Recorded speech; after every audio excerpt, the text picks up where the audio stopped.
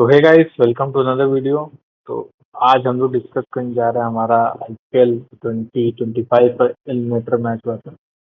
तो गुजरात टाइटंस और मुंबई इंडियंस जो कि अब नए राइवल्स बनने की तौर बनने के डायरेक्शन में बनने के तौर उनको देखा जा रहा था, उनके लिए मैच हुआ था और ये मुंबई इंडियंस ने जीत लिया 30 रन से। काफी बड़ा टारगेट सेट किया था, जीटी ने भी चेस का ट्राई किया बट उनसे ना हो पाया क्योंकि कुछ अर्ली विकेट गिर गए थे। फिर जिस तरह की फिनिशिंग चाहिए थी वैसी हो नहीं पाई और रोहित शर्मा रहे हैं मैन ऑफ द मैच। और रोहित शर्मा जब भी 50 बनाते हैं भाई मुंबई जीत जाती है।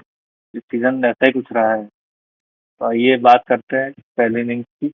तो एक बहुत ही बढ़िया स्टार्ट दी गई थी जॉनी बेस्टो और रोहित शर्मा साइड से। एक्चुअली जीवन दान भी रोहित शर्मा को 2 बार मिला है।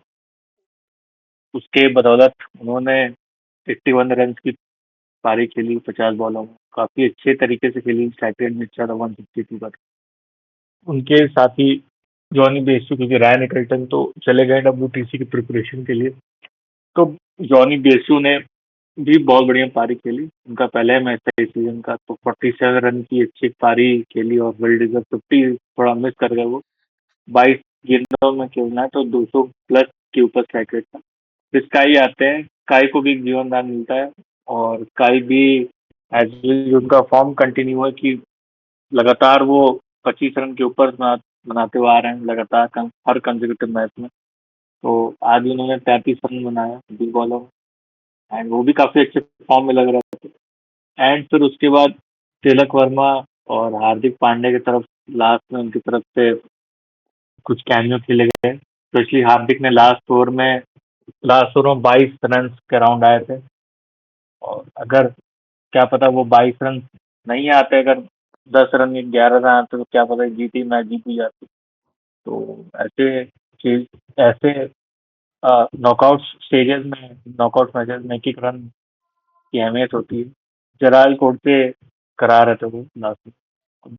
अगर बॉलिंग की बात हमने कर दी तो बॉलिंग पे भी आते हैं। तो मेरे लिए जो पिक ऑफ द बॉलर थे वो, अगर मुझे चुनना हो तो मैं सिराज ही चुनूंगा कि सिराज ने विकेट भी लिया है, 4 रन में 37 रन दिए हैं। नॉर्मल वाइज एक तो राशिद खान और वाशिंगटन सुंदर ने मतलब बढ़िया बॉलिंग कराई है। सुंदर को तो खैर एक ही ओवर मिला था तो वी कांट जज ऑन दिस।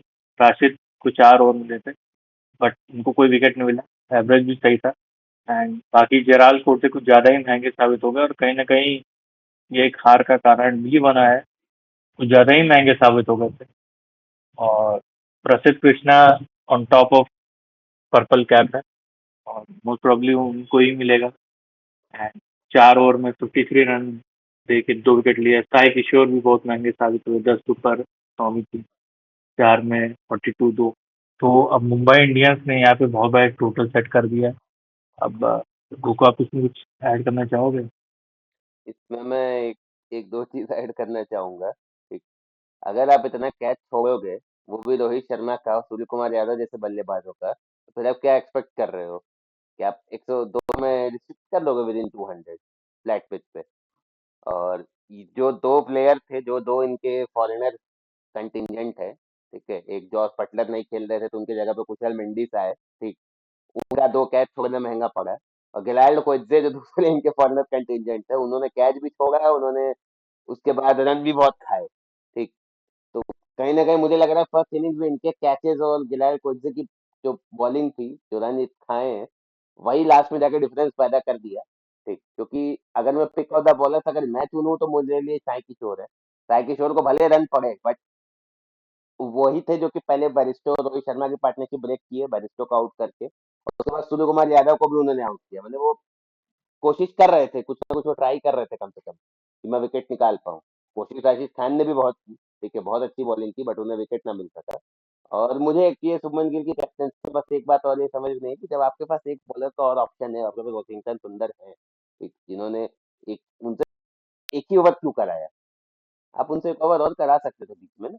मतलब एक ही ओवर कराया, उन्होंने 7 रन भी दिए उसमें खाली। ठीक, बस खाली वो ऑफ स्पिनर है, वही वाला आप लॉजिक लगा दो कि ऑफ स्पिनर है, दो राइटी बैटिंग कर रहा था, आप एक ओवर और करा सकते थे उनसे उस पिच पे, क्योंकि पेस पसंद आ रही थी रोहित शर्मा को भी। जॉनी बेरिस्टो स्टार्टिंग में खेल रहे थे, ठीक, या सूर्य कुमार यादव थे, बाद में, ठीक है।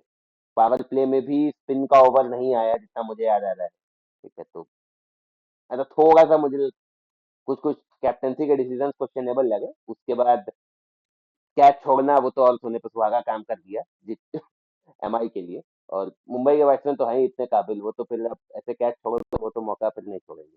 और लास्ट ओवर में भी वही जैसा अभी बैट्समैन ने बोला भी, ठीक, कि हार्दिक पांड्या ने जो रन बनाए, ठीक है, आखिरी ओवर में उन्होंने 20 रन क्या 20-22 रन जो भी बटोरे, ठीक है, वही कहीं ना कहीं अंदर में जाके डिफरेंस क्रिएट हो गया। वो भी दिलाई को आखिरी ओवर डाल रहे थे, ठीक है। अगर उस ओवर में कम रन आते या रोक देते, क्योंकि उस वो फेज ऐसा था कि वहां पे जीटी मोमेंटम अपनी तरफ खींच रही थी धीरे धीरे। जीटी ने 1-2 विकेट भी ले लिए थे रोहित के आउट होने के बाद से स्पेसिफिकली, कि 2-3 ओवर में रोहित भी आउट हो गए थे, फिर तिलक को आउट कर दिया, फिर मनधीर भी आउट हो गए, बहुत ज्यादा रन बने भी नहीं थे उस फेज में। तो जितना आप एक्सपेक्ट करते हैं कि इतने स्टार्ट के बाद एक लॉन्चिंग पैड हो, तो वो आखिरी ओवर फिनिश करना अच्छे से बहुत जरूरी था, वो नहीं हो पाया।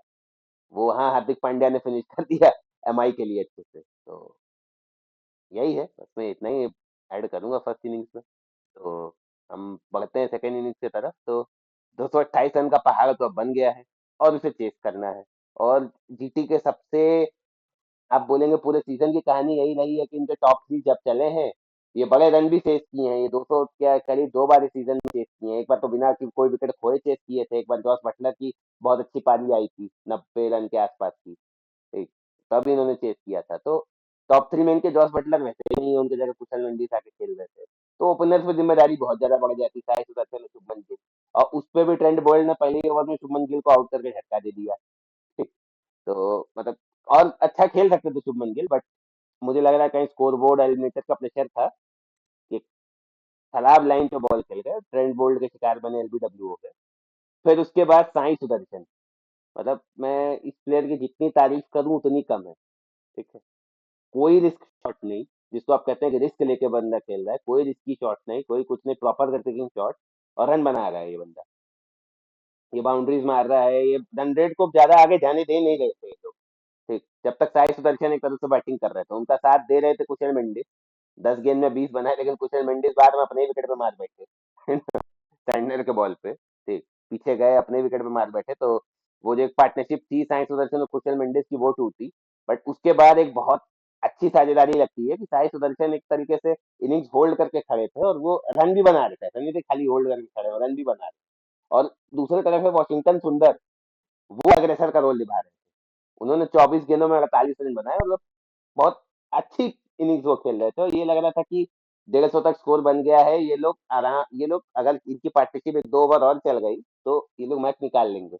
बट मुंबई इंडियंस के पास और खुशकिस्मती है कि इंडिया के पास भी एक हैकर है, ठीक है बॉलिंग में। उस हैकर का नाम है जसप्रीत बुमराह। उसको ओवर दिया जाता है बीच में, ट्रेंट बोल्ट भी मार खा जाते हैं, सब 13वें ओवर में सब लोग मार खा जाते हैं, फिर जसप्रीत बुमराह आते हैं।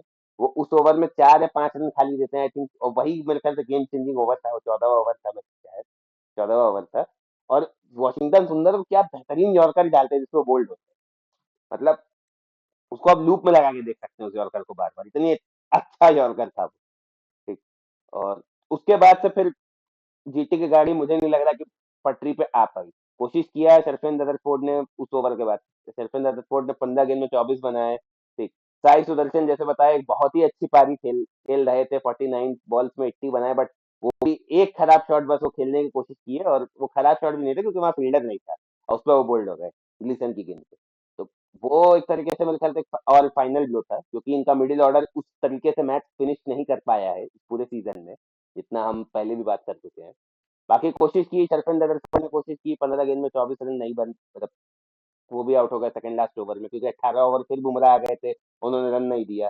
तो अब आखिर के 2 बॉलर्स के लिए काम आसान हो गया। बोल्ट ने 19वां ओवर डाला था, तो उन्होंने भी रन नहीं दिए 19वें ओवर में, दिया एक ही बाउंड्री पड़ी, ठीक ना। तेवतिया ने भी कोशिश की, 11 गेंद में 16 बना, बट तेवतिया को लास्ट में मुझे लग रहा है स्ट्राइक ही नहीं मिली ज्यादा। शाहरुख खान ने स्ट्राइक लिया अपने पास, तो शाहरुख खान भी नहीं बना पा ज्यादा कुछ कर पाया, 7 गेंद में 13 ही बना पाए वो तो। ऐसे करके लास्ट में फिर हमारी तरफ से अच्छी बॉलिंग भी हुई आखिरी के 5 ओवर में, कंपेयर टू जो मिडिल ओवर में जिस हिसाब से वो रन लीक कर रहे थे, ठीक। तो 208 पे ही पहुंच पाई जीती, और 200 रन मतलब 20 रन से हार गए, ठीक।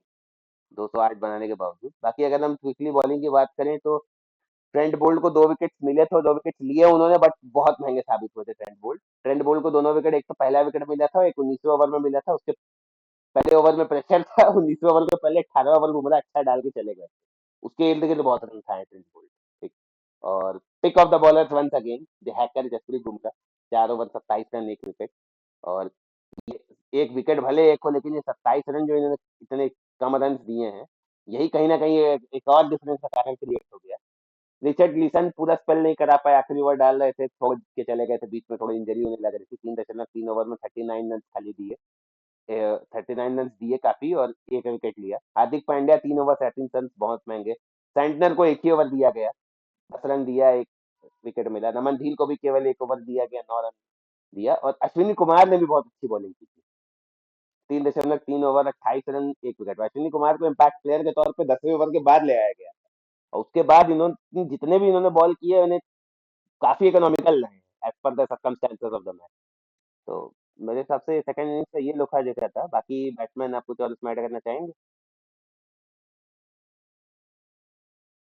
मेरे साइड से मतलब अगर मैं पॉजिटिव को देखूँ तो साई सुदर्शन ने जैसे इनिंग्स खेली, मुझे कहीं न कहीं विराट कोहली की उसमें झलक दिखाई दी है। क्योंकि विराट कोहली भी आप देखेंगे कि बहुत ऐसे रिस्की शॉट्स नहीं मारते हैं, प्रॉपर क्रिकेटिंग आपके शॉट होते हैं, और वो जो क्यों उनको चेज़ मास्टर कहा जाता है, क्योंकि वो बहुत कैलकुलेटिव होते हैं।